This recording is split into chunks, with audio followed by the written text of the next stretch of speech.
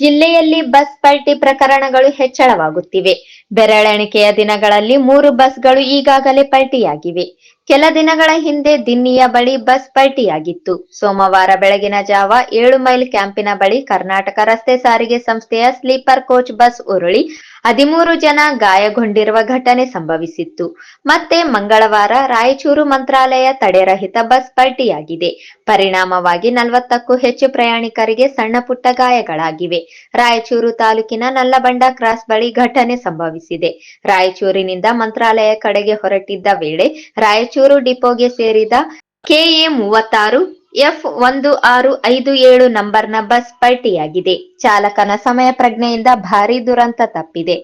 ತಾಂತ್ರಿಕ ಸಮಸ್ಯೆಯಾಗಿ ಬಸ್ ಪಲ್ಟಿಯಾಗಿರುವುದಾಗಿ ಪ್ರಾಥಮಿಕ ವರದಿಗಳು ತಿಳಿಸಿವೆ. ಯರಗೇರ ಪೊಲೀಸ್ ಠಾಣಾ ವ್ಯಾಪ್ತಿಯಲ್ಲಿ ಘಟನೆ ನಡೆದಿದ್ದು, ಮಾಹಿತಿ ತಿಳಿದು ಸ್ಥಳಕ್ಕೆ ಯರಗೇರ ಪೊಲೀಸರು ಭೇಟಿ ನೀಡಿದ್ದಾರೆ ಎಂದು ವರದಿಯಾಗಿದೆ.